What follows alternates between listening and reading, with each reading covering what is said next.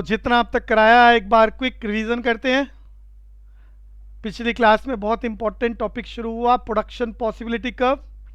आज उसका एमसीक्यू हमने छोटा सा टेस्ट भी बनाया है, वो भी करेंगे।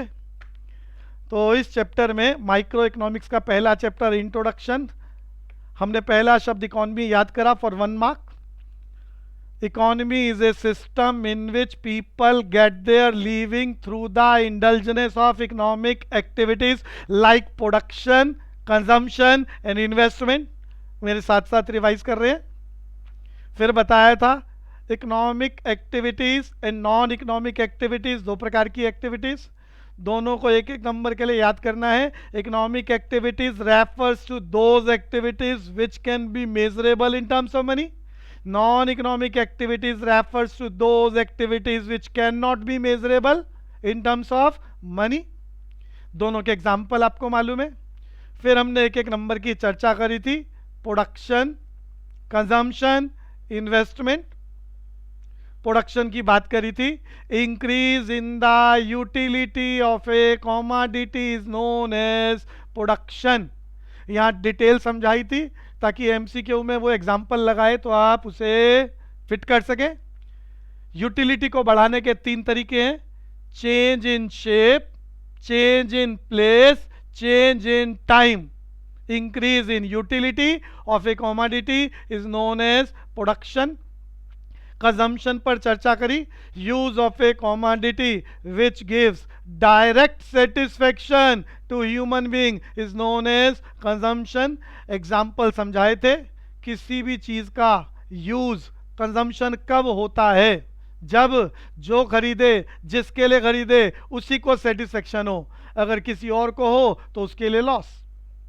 इन्वेस्टमेंट की चर्चा करी थी, excess of production over the consumption is known as investment। scarcity एक नंबर के लिए हमने याद करा था, 2 शब्द हमने यूज करे, सप्लाई एंड डिमांड। हर बार मीनिंग शॉर्टकट में डिस्कस कर रहे हैं। Supply willing to sell, demand willing to buy. When supply of a commodity is less than its demand it is known as scarcity of commodity. Economic problem 1 number, 3 number, 4 number याद करा। Economic problem is basically a problem of choice which can be arise due to following 3 reasons। Number 1, human wants are unlimited।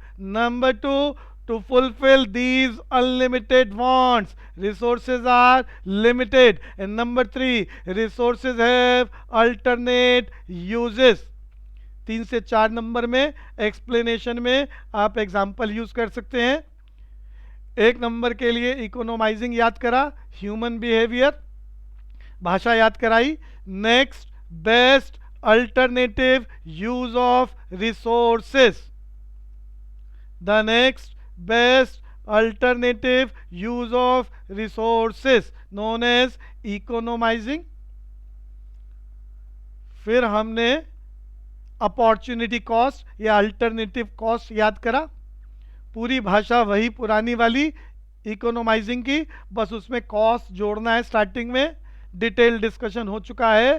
The cost of next best alternative use of resources known as opportunity cost या alternative cost.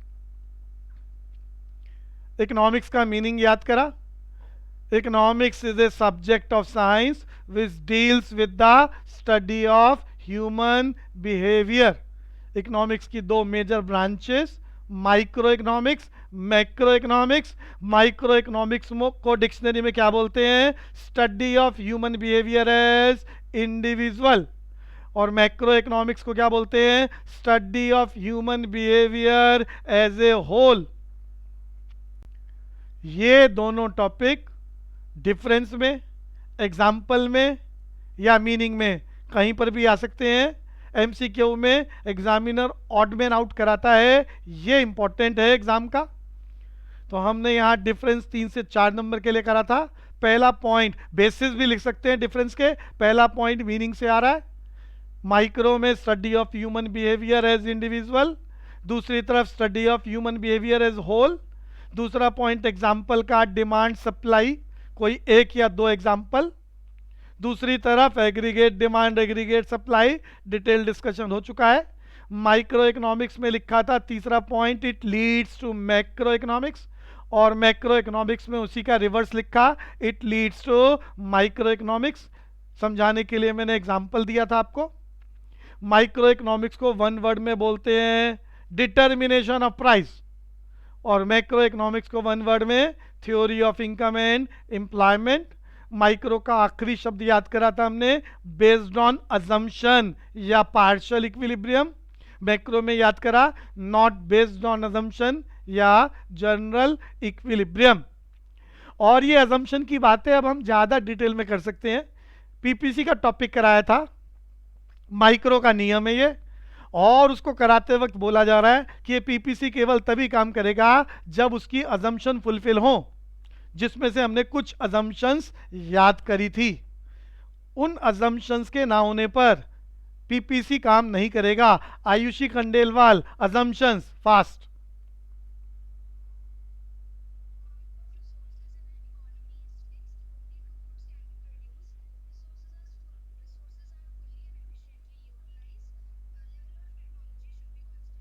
हाँ, और बहुत बढ़िया। बस मैंने ये बताया था कि बुक में लिखा हुआ है 2, 3 या 4 मार्किंग स्कीम के अकॉर्डिंग, का मतलब ये अजम्पशन सिर्फ 2, 3, 4 नहीं है। आगे कॉलेज में इसी का एक्सपेंशन आप पढ़ेंगे और भी ज़्यादा आएंगे। हम यहाँ मार्किंग स्कीम के अकॉर्डिंग अपनी किताबों में पढ़ रहे हैं और उतना ही लिख रहे हैं और याद कर रहे हैं। तो माइक्रो इकोनॉमिक्स के सभी नियम, जिसमें से हम एक इस चैप्टर में पीपीसी पढ़ रहे हैं, जिसे पीपीएफ भी बोलते हैं, उसकी अजम्पशन की बात हो रही है, बोले तो पार्शियल इक्विलिब्रियम। तो ये चर्चा माइक्रो मैक्रो की करी थी हमने। इसके बाद सेंट्रल प्रॉब्लम, चैप्टर का इंपॉर्टेंट टॉपिक, 1 नंबर के लिए याद करा, basic infrastructural problem of an economy which can be arise due to scarcity of resources और इकोनॉमिक प्रॉब्लम। उसके बाद ये चार्ट बनाना है पूरा। चार्ट बनाते हुए बताया था मैंने, आपकी बुक में सिर्फ ये 3 पैराग्राफ हैं, what to produce, how to produce, for whom to produce. But हमने यहाँ पूरी टेबल बनाई है, हम टेबल पूरी बना देंगे। एक्सप्लेनेशन में सिर्फ 3 पैराग्राफ लिखेंगे, और ये तीनों पैराग्राफ किसके अंडर में हैं? Problem of allocation of resources. तुम्हारा एग्जामिनर इस टॉपिक पर क्वेश्चन बदल बदल के बनाता है। मैंने पिछली क्लास में भी चर्चा करी थी, वो सेंट्रल प्रॉब्लम को एक्सप्लेन करने के लिए बोले, या problem of allocation of resources को एक्सप्लेन करने के लिए बोले, तो वही आंसर है 3 paragraph, what to produce, how to produce, for whom to produce. लेकिन वो बोल दे reason of central problem, how central problem create, तो यहां पर सेंट्रल प्रॉब्लम नहीं लिखी जाएगी, यहां पर लिखी जाएंगी इकोनॉमिक प्रॉब्लम के 3 पैराग्राफ। ये इंपॉर्टेंट है, तो क्वेश्चन ध्यान से पढ़ के एक्सप्लेन करना है। सो सेंट्रल प्रॉब्लम का मीनिंग अभी हमने करा, ये चार्ट हमें याद हो चुका है, 3 paragraph, what to produce example के साथ, how to produce, for whom to produce. सबको मालूम है, हर घर की समस्या, हर समाज की समस्या, हर देश की समस्या। क्यों व्हाट टू प्रोड्यूस? क्यों? क्योंकि resources are limited and human wants are unlimited. तो फार्मर को सोचना पड़ेगा, इस लिमिटेड लैंड में वो इतनी सारी चीजें उगा नहीं सकता, तो क्या उगाए? What to produce. Problem solve होते ही प्रॉब्लम क्रिएट होती है। Lot of methods are there to produce potato, either labour intensive technique और capital intensive technique. which method is most suitable method to produce the potato is again the kind of problem how to produce। और फिर फैसला कर लिया, example ले लेते हैं labour intensive technique से। तो भैया किसके लिए बना रहे हो? Either goods produce for self consumption और either goods produce for exchange. और एक्सचेंज करना है तो किसको बेचेंगे? पूरी सोसाइटी 3 ग्रुप्स में बटी हुई है, lower class, middle class and higher class. किन लोगों को बेचेंगे? हायर क्लास को बेचेंगे दाम ऊंचा, मिडिल क्लास को बेचेंगे एवरेज प्राइस, और लोअर क्लास को बेचेंगे तो सस्ता दाम रखना है और फिर उसी के अकॉर्डिंग दुकानें खोलनी है। तो फॉर हुम टू प्रोड्यूस हो चुका है, हर बार रिवीजन कर रहे हैं ताकि कोई भी पेंडिंग ना रखे टॉपिक को। तो इस सिर्फ 3 पैराग्राफ ही एक्सप्लेन करने के लिए कहा है, 3 to 4 मार्क्स। यहाँ 1 नंबर के लिए चार्ट आपके लिए बनाया है जिसको वो इनडायरेक्टली यूज करेगा। व्हाट टू प्रोड्यूस किससे रिलेटेड है, क्या बनाया जाए और कितनी मात्रा में। Selection of goods with how much quantity, साथ में ये भी फैसला होता है कितनी मात्रा में बनाया जाए। हाउ टू प्रोड्यूस किससे रिलेटेड है, selection of technique, either labour intensive technique और capital intensive technique, and for whom to produce related to distribution of goods and income. और इसके बाद हमने लास्ट क्लास में प्रोडक्शन पॉसिबिलिटी कर्व या production possibility frontier शुरू करा था। ये टॉपिक सबकी बुक में है बट लिखा नहीं, किसने बनाया तो आपको बताया मैंने, प्रोफेसर सैमुअल्सन की स्टेटमेंट है ये। और ये स्टेटमेंट क्यों है हमारे कोर्स में, हम क्यों पढ़ रहे हैं, उसका लॉजिक मैंने आपको बताया। ये सेंट्रल प्रॉब्लम के सॉल्यूशन को रिफ्लेक्ट कर रहे हैं। कौन, सैमुअल्सन जी महाराज। किस टॉपिक के नाम से, प्रोडक्शन पॉसिबिलिटी कर्व के नाम से। तो हमने ये टॉपिक 1 नंबर, 3 नंबर, 4 नंबर हर तरीके से तैयार करना है। सबसे ज्यादा पॉसिबिलिटी इस चैप्टर में जिस क्वेश्चन की आती है, क्वेश्चन बदल बदल के, वो टॉपिक पीपीसी कर्व है। तो प्रोडक्शन पॉसिबिलिटी कर्व में 1 नंबर के लिए मीनिंग याद करा चुका हूं। मीनिंग की चर्चा करने से पहले हम अपने डायग्राम को एक बार रिवाइज करते हैं। डायग्राम में मैंने कहा था एक्स एक्सिस पर आप कोई भी एग्जाम्पल लिख सकते हैं, फॉर एग्जाम्पल बटर। लेकिन यहां बटर का मतलब बटर नहीं है, बटर का मतलब है यहां all consumable goods according to professor Samuelson. और वाई एक्सिस पे यहां गन लिखा हुआ है, सबकी बुक्स में अलग अलग नाम लिखे हैं। या गन का मतलब सिर्फ बंदूक बनाना नहीं है, गन किसको रिफ्लेक्ट कर रहा है, ऑल द सेफ्टी मेजरमेंट्स। हम सदियों से अपनी दुनिया के सारे रिसोर्सेज 2 ही चीजों पर लगाते आ रहे हैं। अपने आप को जिंदा रखने के लिए खान पीन पे जितना पैसा लगता है, जिसे बटर से रिफ्लेक्ट किया जा रहा है, या फिर हम अपनी रक्षा सुरक्षा में जितना पैसा लगाते हैं। अगर हम सारा का सारा पैसा खाने पीने पे लगा दें, जिसको बटर से रिफ्लेक्ट कर रहे हैं एक्स एक्सिस पर, तो हमारे डायग्राम में हम 5 यूनिट खरीद सकते हैं, क्योंकि हमारे पास रिसोर्सेज लिमिटेड है।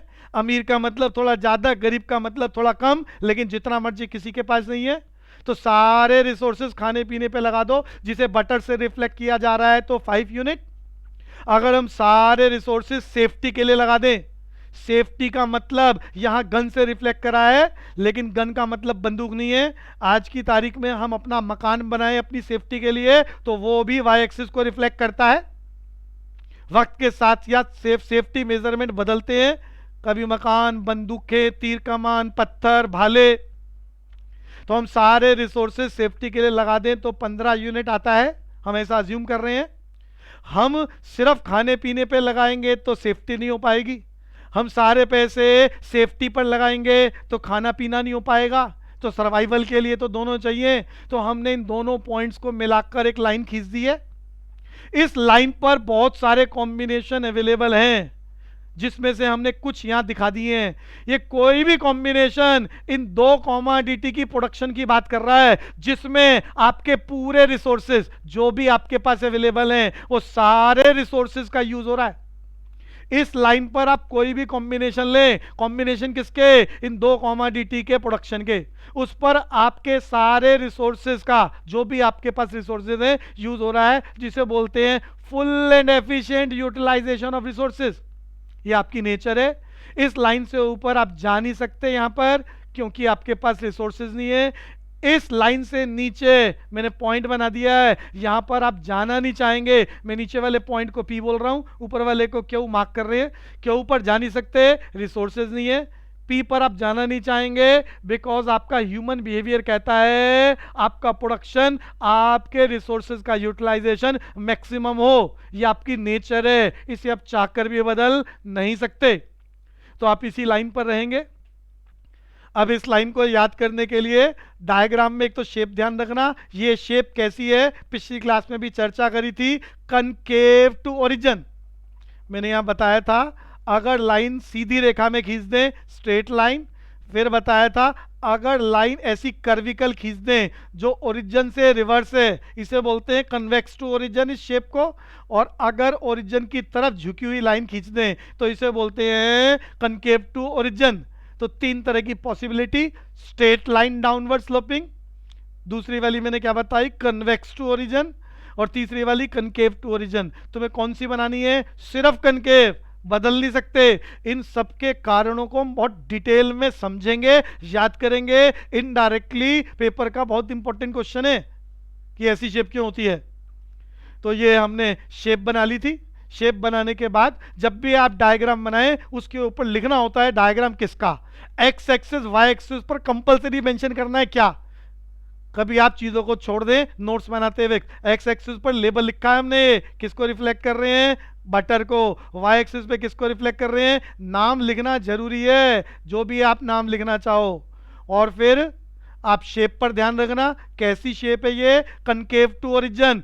कॉम्बिनेशन जितने आपने बनाए हैं फिर उसी का शेड्यूल बनाना, ये शेड्यूल बनाया है उसी का, उस शेड्यूल में कॉम्बिनेशन जितने आपने डायग्राम में दिखाए हैं लेबल लगा दिया। एक्स एक्सिस वाली वस्तु का नाम, वाई एक्सिस वाली वस्तु का नाम, फिर वो कॉम्बिनेशन। मैंने यहाँ कॉम्बिनेशन के लिए कहा था भैया टेबलें बहुत सारी है पूरी किताब में तो रट्टा मार नहीं सकते आप, तो उसके मैंने लॉजिक बताए थे।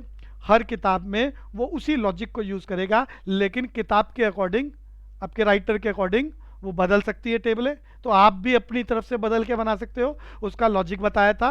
एक्स एक्सिस को जीरो से ही शुरू करना है और एक एक करके बढ़ाना है, 0 1 2 3 4 5, जितना आप बढ़ाना चाहो, बस जितना बढ़ाना चाहोगे डायग्राम में भी उसको दिखाना पड़ेगा। वाई एक्सिस में आप सबसे पहले कोई बड़ी वैल्यू लिख लेना, फिर मैंने कहा था उसको घटाना शुरू करना।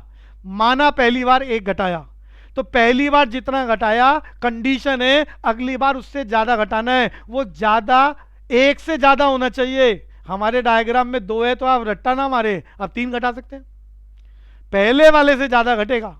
और इन सबके कारणों की चर्चा हम आने वाली क्लासेस में अभी डिटेल में करेंगे कि ऐसा मैं क्यों बोल रहा हूं। फिर अगले में उससे ज्यादा घटाना है, 2 घटाया है तो 3, फिर अगले में उससे 4 ज्यादा घटाना है, फिर अगले में उससे ज्यादा घटाना है, ये लॉजिक होना चाहिए और आखिरी में 0 ही आना चाहिए। तो ये डायग्राम शेड्यूल बना लिया आपने, और इसको पढ़ने का काम 1 नंबर का प्रोडक्शन पॉसिबिलिटी कर्व का मीनिंग है।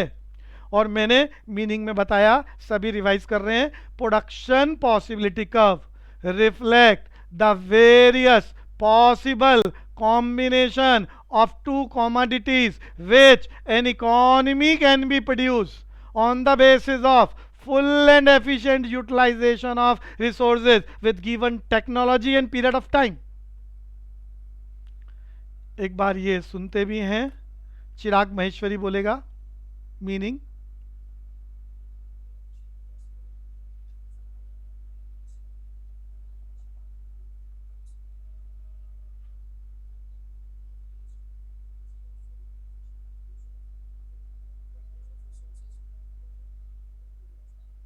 बहुत बढ़िया, महक यादव।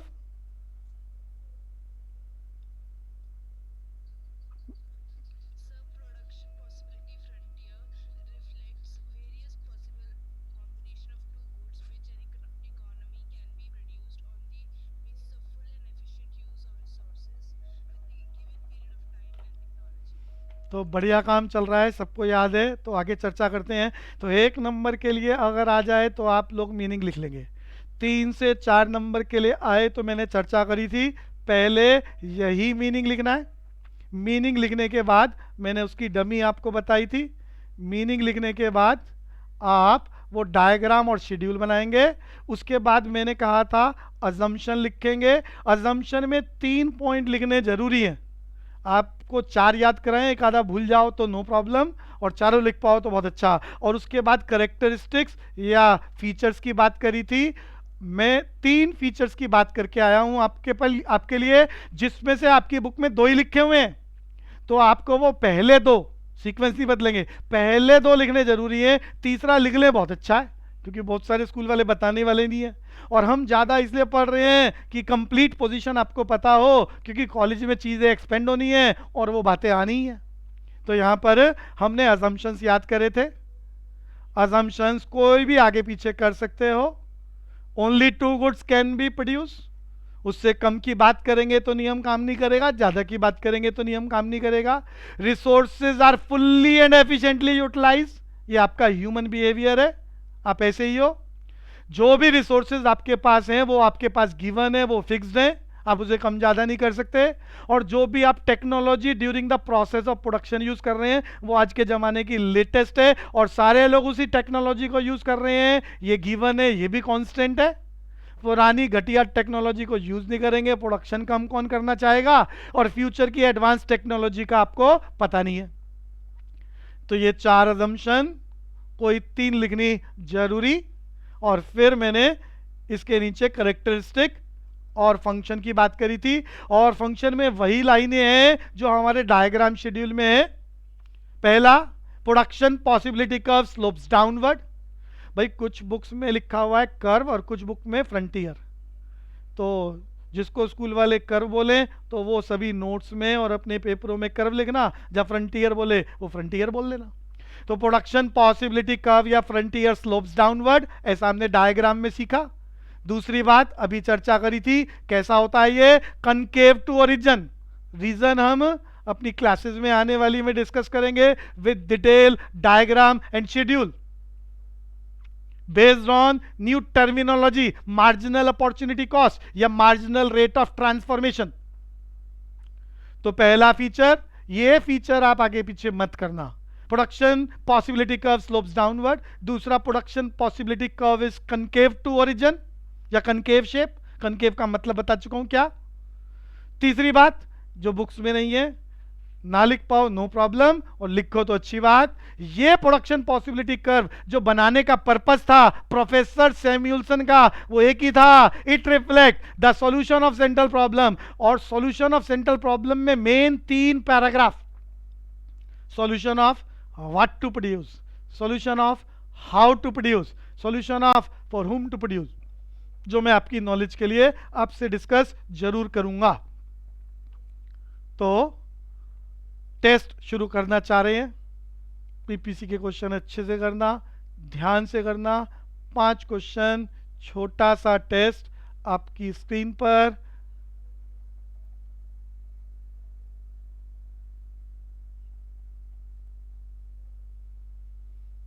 किसी भी लाइन को पढ़ने में किसी को कंफ्यूजन हो तो वो अपनी साउंड अनम्यूट कर कर पूछ सकता है।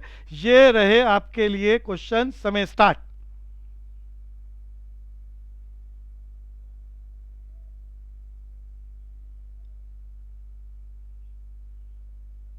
पांच क्वेश्चन पढ़ने में कोई कंफ्यूजन हो पूछ सकते हैं।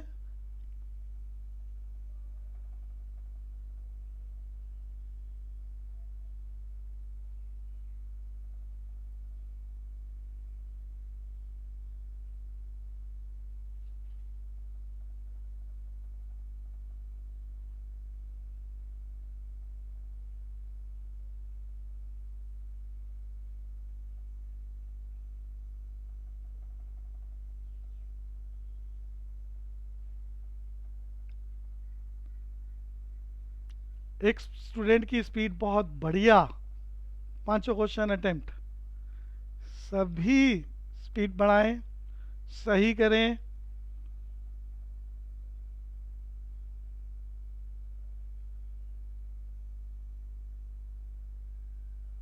सिर्फ 2 स्टूडेंट्स ने अटेम्प्ट कराया अभी, बाकी तीन बच्चे कर चुके हैं।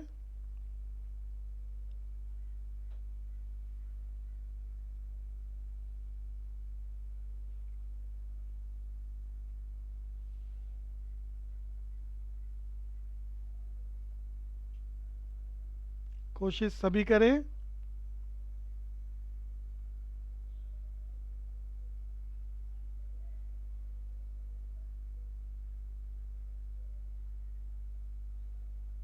फेयर कॉपियां सभी मेंटेन करें। रोज का काम, जो नया टॉपिक कराया जाता है मार्किंग स्कीम के अकॉर्डिंग नोट्स बनाएं, बाद के लिए पेंडिंग ना छोड़ें। इकोनॉमिक्स में बहुत सारी रिफ्रेशर्स आती हैं, एनसीईआरटी कोई स्कूल नहीं लगवाता बच्चों। तो हर बच्चा अपने अपने स्कूल के टीचर से या अपने सीनियर से पूछ लें। कुछ स्कूल वाले सचदेवा लगवाते हैं। मेरी तरफ से कोई रिकमेंडेशन नहीं है किसी बुक की, बट स्कूल के अकॉर्डिंग जो स्कूल रिकमेंड करता है वो एक रिफ्रेशर, एक बुक आपके पास होनी चाहिए। और ये हर स्कूल के लिए कॉमन नहीं है। कुछ स्कूल वाले सचदेवा लगवाते हैं, कुछ संदीप गर्ग, कुछ अग्गरवाला। तो जो बुक स्कूल में रिकमेंडेड हो वही आपको लेनी है स्कूल के पॉइंट ऑफ व्यू से। और नोट्स बनाते हुए वहां से टॉपिक भी जरूर रीड करना है। कुछ कंफ्यूजन हो क्लास में पूछ सकते हैं।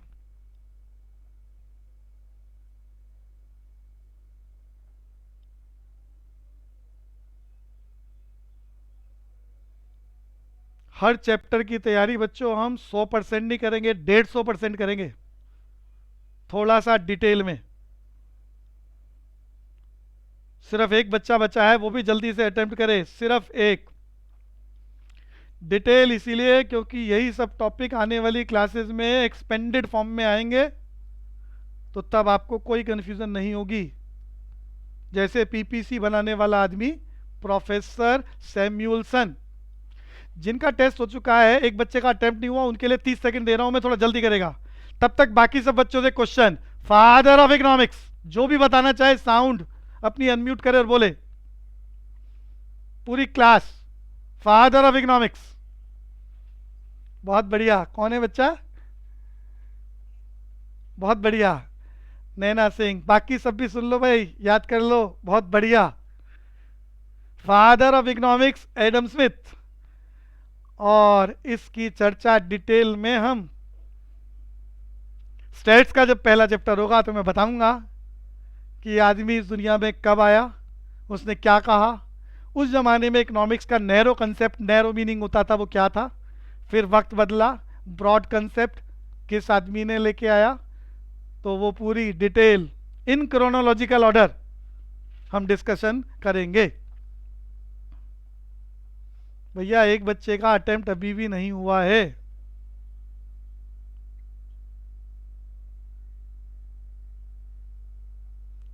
कोशिश सबको करनी चाहिए।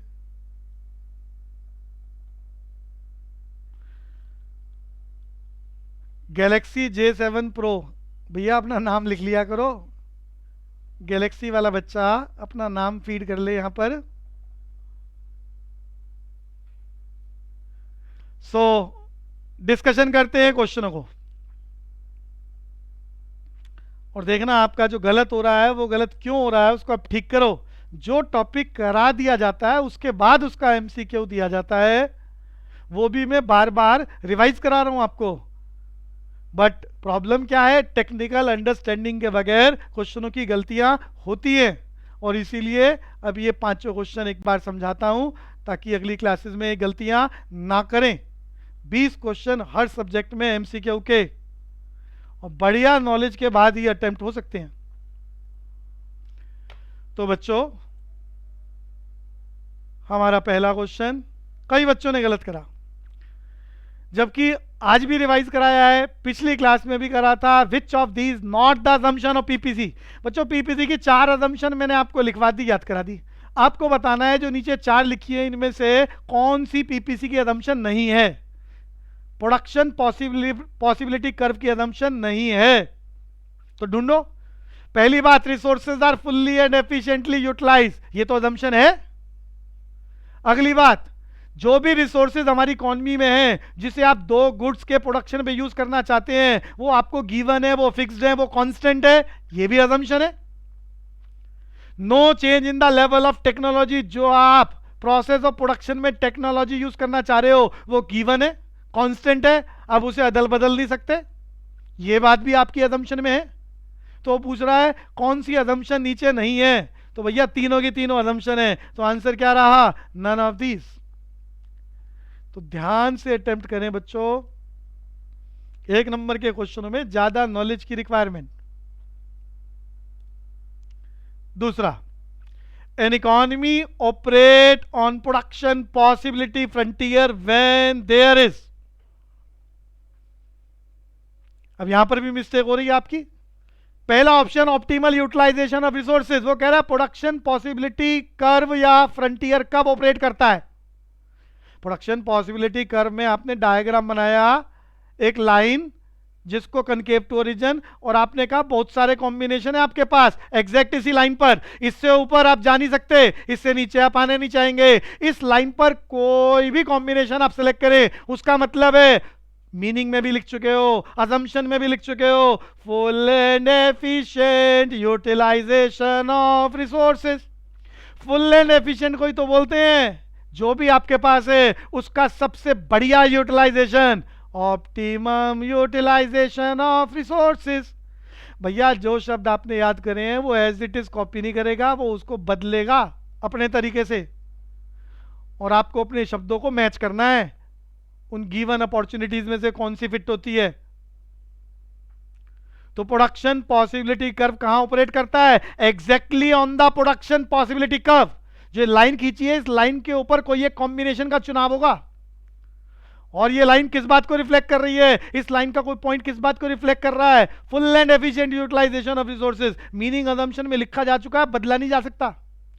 फुल एंड एफिशिएंट को बोलते हैं ऑप्टिमल यूटिलाइजेशन ऑफ रिसोर्सेज. और बाकी बातें वो हैं जो अजम्पशन में नहीं है, यानी वो हो जाए तो नियम काम नहीं करेगा. Under employment, inefficiency, none of these. तो यहां आंसर फुल एंड एफिशिएंट या optimal utilization of resources. Which economic problem involve the selection of category of people who will ultimately consume the goods. ध्यान से सुनना. सिलेक्शन ऑफ, अब कुछ बच्चों को सिलेक्शन आते ही ऐसा लगता है कि सिलेक्शन ऑफ टेक्निक की बात हो रही है, और selection of technique how to produce है रट्टा मार रखा है, और जल्दबाजी question 0. How to produce answer नहीं है, या सिलेक्शन ऑफ टेक्निक की बात नहीं कर रहा. Selection of category of people, किसको बेचेंगे? अमीरों को बेचेंगे, गरीबों को बेचेंगे, या either goods produce for self consumption और गुड्स प्रोड्यूस फॉर एक्सचेंज. किसके लिए? तो किससे रिलेटेड है? For whom to produce, for whom to produce. ध्यान से अटेम्प्ट करें. अगला question, which of this statement is true about the production possibility curve. सही स्टेटमेंट ढूंढनी है, यानी 4 में से 3 गलत है, एक सही है. अब कंफ्यूजन आ जाती है, तो देखें क्यों मैं किसी लाइन को गलत कहूंगा, रीजन के साथ. It shows various combination. भैया बहुत सारे कॉम्बिनेशन है टू गुड्स के, which yield same level of satisfaction. ये सेटिस्फेक्शन गलत है. हम यहां पर प्रोडक्शन की बात कर रहे हैं, 2 गुड्स बनाने की बात कर रहे हैं, कंज्यूम करने की बात थोड़ा ना कर रहे हैं. जो भी टॉपिक आपको कराया जा रहा है अकॉर्डिंग टू प्रोफेसर सैमुअल्सन, जो उसने लिखा, तो वो प्रोडक्शन की बात कर रहा है, और यहां पर लाइन में कंजम्पशन की बात हो रही है. Statement wrong. अगली पर चलते हैं. It shows various combination of 2 commodities which an economy can be produce. बिल्कुल ठीक है अभी तक जितना पढ़ा है. With the given amount of resources and technology. ये लाइन बिल्कुल सही लिखी है कि बहुत सारे कॉम्बिनेशन है 2 गुड्स के जिसे इकोनॉमी प्रोड्यूस करना चाह रही है, विद द गिवन रिसोर्सेज, जो भी रिसोर्सेज आपके पास है, एंड टेक्नोलॉजी. बिल्कुल सही स्टेटमेंट है. तो यही हमारा आंसर है. फिर भी आगे पढ़ेंगे. It shows the various possible combination of 2 goods which an economy can be produce with the given budget. बच्चों budget is a term related to consumer, not related to producer. हम आने वाले चैप्टरों में डिटेल में पढ़ेंगे. हर घर एज ए कंज्यूमर अपना budget बनाता है कि वो शिक्षा पर इतना पैसा लगाएगा, खाने पीने पर इतना लगाएगा, किराए पर इतना लगाएगा. अपनी कमाई को डिवाइड कर लेता है वो कि इस चीज पर इतने पैसे लगाएगा, और इससे ज्यादा लगाया तो घर का बजट बिगड़ जाएगा. तो it is term related to consumer, not related to producer, जिसकी वजह से गलत हो रहा है। It shows the various combination of two commodities which an economy can produce with the given time.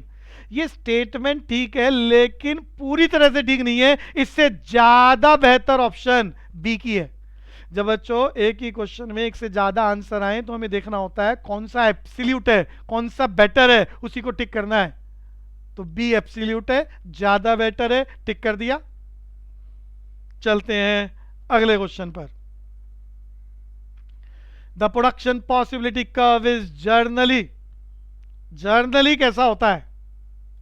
वैसे तो मैं आने वाली क्लासेस में डिस्कस करूंगा, कुछ खास कंडीशन में पीपीसी स्ट्रेट लाइन हो सकता है, जनरली नहीं होता। एक्सेप्शन बताऊंगा कि कब होगा, विद रीजन याद करेंगे। स्ट्रेट लाइन किस कंडीशन में वो कन्वेक्स हो सकता है उसकी भी चर्चा करेंगे। लेकिन जर्नली को एग्जांपल से समझाते हैं। नॉर्मली आपका बिहेवियर कैसा है? सस्ता होने पर ज्यादा खरीदते हो, महंगा होने पर कम। लेकिन कभी कभी आप महंगा होने पर भी ज्यादा खरीद सकते हो, वो एक्सेप्शनल सिचुएशन है। तो एक्सेप्शन की चर्चा बाद में करेंगे। तो जर्नली पीपीसी कर्व कैसा होता है? आपने सेकंड फीचर में याद करा था, कनकेव टू ओरिजिन। तो जनरली कैसा होता है? Concave to origin. Normally convex नहीं होता। वो कह रहा है आइदर ए और बी। नॉर्मली ऐसा नहीं होता कि कनकेव के कन्वेक्स कुछ भी हो जाए। नॉर्मली प्रोड्यूसर का नेचर कैसा, ये मैं आने वाली क्लासेस में डिटेल में भी डायग्राम शेड्यूल बताऊंगा। उसके लिए मुझे कुछ और टर्म्स को समझाना पड़ेगा, जिसकी चर्चा मैंने अभी करी थी। मार्जिनल अपॉर्चुनिटी कॉस्ट या मार्जिनल रेट ऑफ ट्रांसफॉर्मेशन, एक और नाम है marginal rate of substitution according to different books. तो एक कनकेव वाली बात समझ में आ गई। चलते हैं अगले क्वेश्चन पर। पीपीसी पर बच्चों सबसे ज्यादा टाइप के क्वेश्चन बनेंगे। अभी हमने सिर्फ पहला टाइप याद करा है, explain the concept of production possibility curve, जिसमें मीनिंग याद कर लिया, डायग्राम शेड्यूल बना लिया, कम से कम 3 या 4 अजम्पशन और फिर 3 हमने फीचर्स याद कर लिए। अब मैं अगले 2 क्वेश्चन बोल रहा हूं जिसकी हमें चर्चा करनी है फॉर 3 to 4 मार्क्स। बच्चों आपने फीचर्स याद करे हैं 3, सीक्वेंस ही बदलेंगे।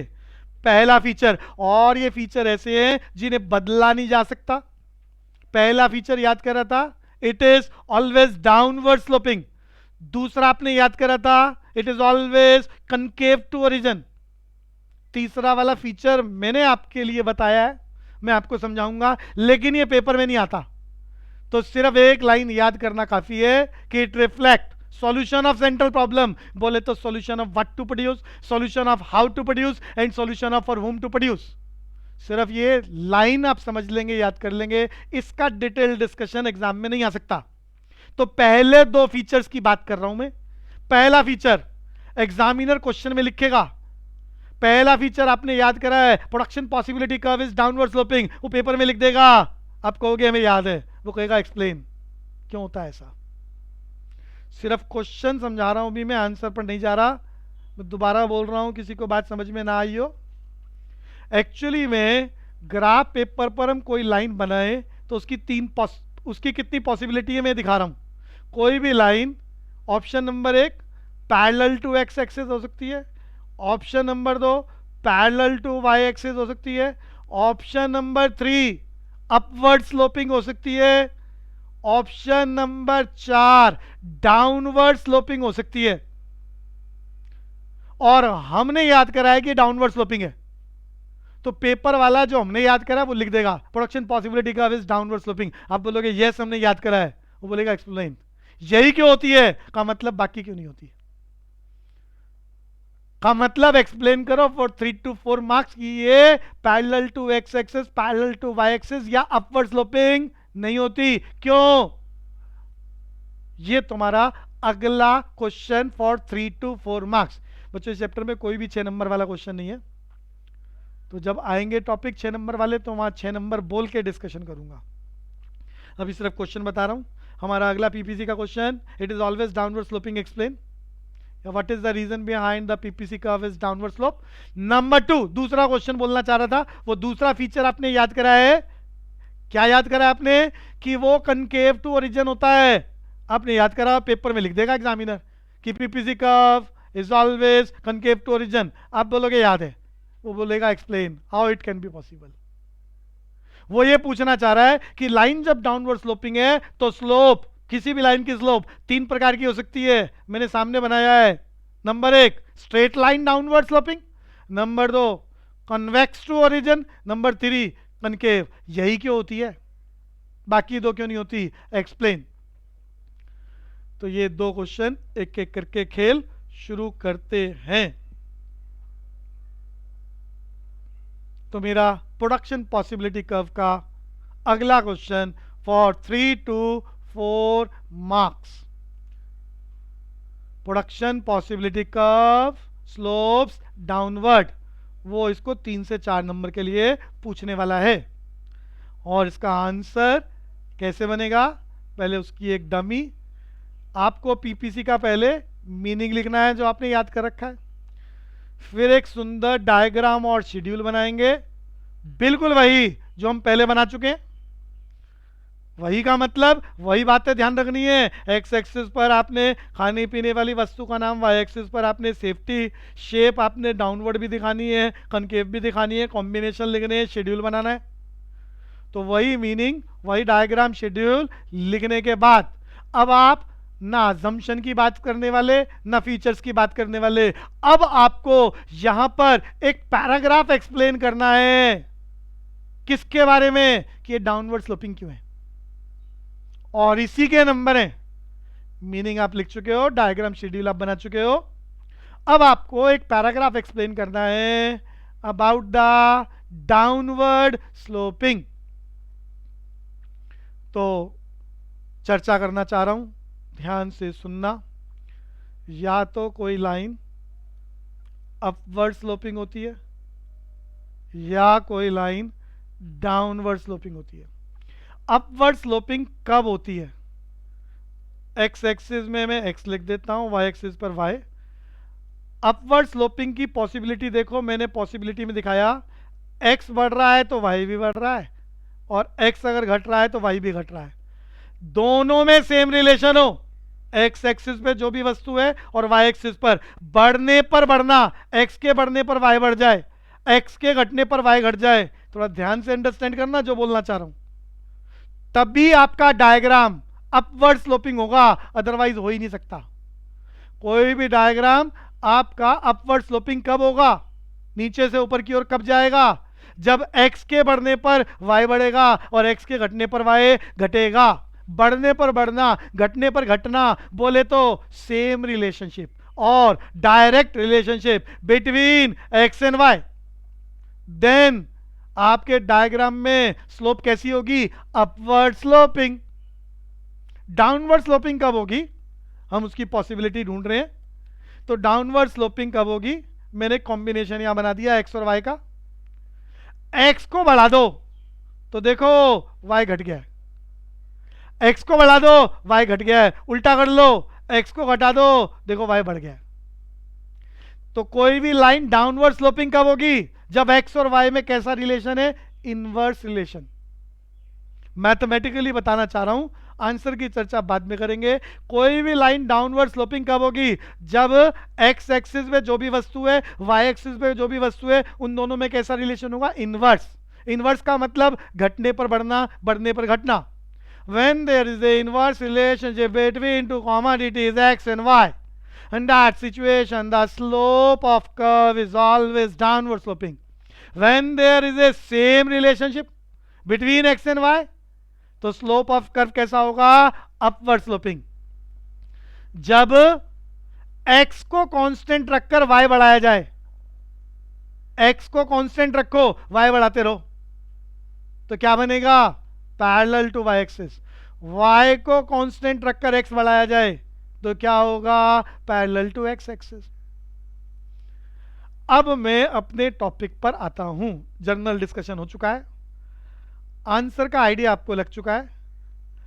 पैराग्राफ एक बार ही डिस्कस करना चाह रहा हूं, डिटेल डिस्कशन अगली क्लास में भी चलेगा। तो यहां पर आप देखो अपने डायग्राम और शेड्यूल में कैसा रिलेशन है। आपकी जेब में जो भी पैसा, जो भी रिसोर्सेज है एज ए होल इकोनॉमी, उसे आप सिर्फ दो चीजों पर लगाना चाह रहे हो, दो चीजों पर लगाना चाह रहे हो। शेड्यूल में देखो, जब आप एक वस्तु के प्रोडक्शन को बढ़ाओगे तो बताओ दूसरी वस्तु के लिए आपका पैसा, आपके रिसोर्सेज उतने ही रहेंगे, कम हो जाएंगे, ज्यादा हो जाएंगे? मैं फिर बोल रहा हूं, आप बटर का प्रोडक्शन बढ़ाना चाह रहे हो, मान लो आपके पास 100 रुपया है, बटर का प्रोडक्शन बढ़ा रहे हो तो उसके लिए ज्यादा पैसे बटर पे लग जाएंगे। तो अब गन के लिए उतने ही पैसे बचेंगे, कम बचे? कम। जब गन के लिए कम पैसे बचे तो गन का प्रोडक्शन क्या होगा? ऑटोमेटिकली कम होगा। नेचर है, जो भी आपके पास है आपका पैसा पूरा उपयोग करोगे, बटर पे ज्यादा पैसे लगा लिए तो अब पैसे कम बचे हैं, कम पैसे से गन का प्रोडक्शन क्या हो जाएगा? कम। एक को बढ़ाने पर दूसरे का घटना लाजमी है, और एक का बढ़ना दूसरे का घटना, बोले तो इनवर्स रिलेशनशिप, बोले तो डाउनवर्ड स्लोपिंग। ये आपकी नेचर है, बदली नहीं जा सकती। फिर देखो, फिर बटर का प्रोडक्शन बढ़ा दिया तो पैसे और ज्यादा लग गए, तो गन के लिए पैसे और कम बचे तो गन का प्रोडक्शन और कम होगा, इनवर्स रिलेशनशिप। फिर दोबारा बटर का प्रोडक्शन बढ़ाया, पैसे और ज्यादा लग गए तो कम बचे, गन को बनाने के लिए गन और कम बन रही है, और फिर सारे पैसे बटर पे लगा दिए तो गन के लिए पैसे ही नहीं बचे, गन बनी नहीं। What is this? Inverse relationship between the possible combination of two commodity, butter and gun. So production possibility curve is always downward sloping। Upward कब होगा? जब एक्स एक्सिस बटर भी बढ़े और गन भी बढ़े। ऐसा कैसे होगा? पैसे तो उतने ही है, एक वस्तु को बढ़ाओगे तो दूसरी को बढ़ाने के लिए पैसे और ज्यादा चाहिए, वो तो है ही नहीं तुम्हारे पास, तो वो तो पॉसिबल ही नहीं हो सकता as per your human behaviour, nature of human behaviour. तो ये अगले पैराग्राफ में हमें यही समझाना है कि डाउनवर्ड स्लोपिंग क्यों। तो एक बार चर्चा करता हूं ये पैराग्राफ की। When the producer, सिर्फ डायग्राम पढ़ने का काम है। When the producer increase the production of a commodity, say butter, according to my diagram and schedule, the availability of resources for the production of other reduces। जो भी आपके पास resources है वो क्या हो गए? घट गए। So the production of other, say gun, reduces। Due to this inverse relationship between the production of two commodities, production possibility curve slopes downward, which is also reflected by Sundar diagram and Sundar schedule। This is the way to attempt the question for 3 to 4 marks। तो जो चर्चा अभी करी है इसको अगली class में एक बार दोबारा जरूर करेंगे, ताकि किसी को कोई कन्फ्यूज़न हो तो वो दोबारा सुने, समझे, और उसके बाद जो क्वेश्चन चलना है वो भी मैंने बताया, और अगली क्लास में टॉपिक को आगे चलाएंगे। अभी थोड़ा सुनने का काम करते हैं। साउंड अनम्यूट करके अब बोलना जिसका मैं नाम लूंगा। प्रथम लुगारिया, इकोनॉमिक प्रॉब्लम, जल्दी।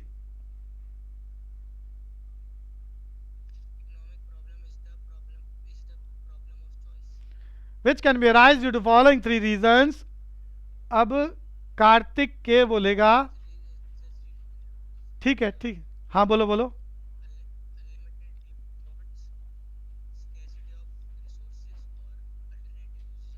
बहुत बढ़िया।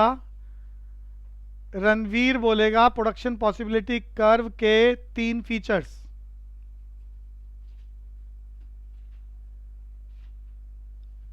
रणवीर। राशि बोलेगी पीपीसी के 3 फीचर्स। स्नेहा बोलेगी, स्नेहा।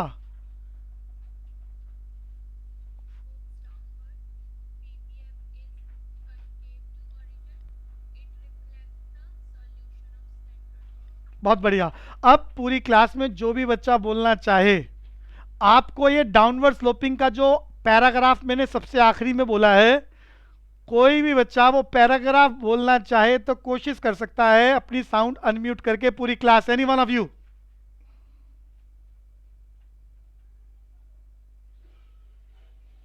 हाँ बोलो।